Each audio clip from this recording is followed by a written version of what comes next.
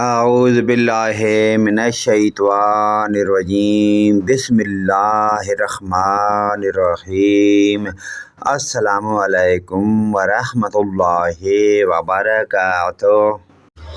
حادثات سے بچنے کا پیارا وظیفہ ایک مرتبہ ضرور پڑھیں۔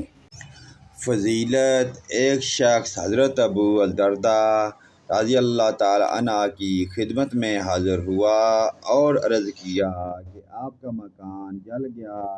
فرمایا نہیں جلا۔ دوسری روایت میں ہے کہ پھر دوسرے شخص نے یہی اطلاع دی تو فرمایا نہیں جلا۔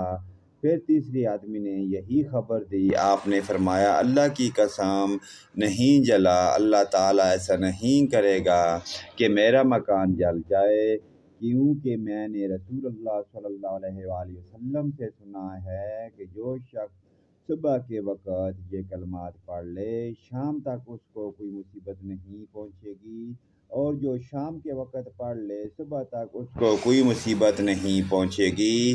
میں نے صبح یہ کلمات پڑھے تھے، اس لیے مجھے یقین تھا کہ میرا مکان نہیں جل سکتا۔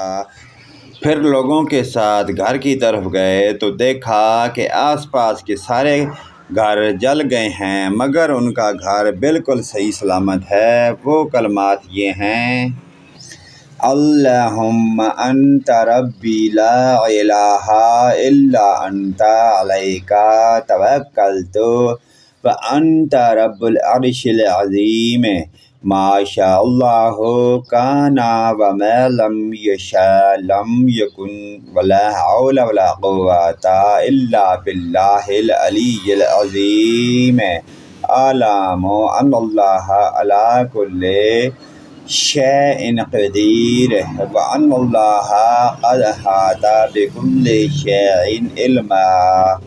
اللہم انی اعوذ بک من شر نفسی ومن شر کل دابۃ انت آخذ بناصیتہا ان ربی علی صراط مستقیم۔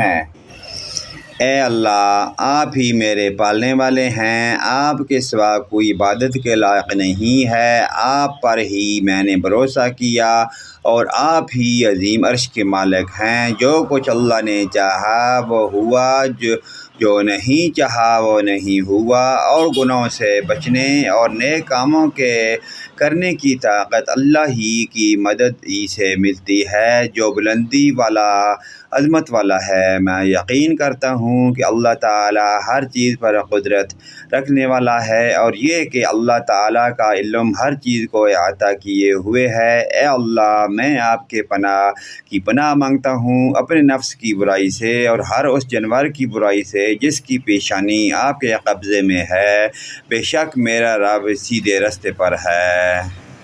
پیارے دوستو، اس پیاری دعائیہ کلمات کو اپنے والدین، رشتہ داروں، عزیز و اقارب، تمام دوست بھائیوں کے ساتھ شیئر کریں۔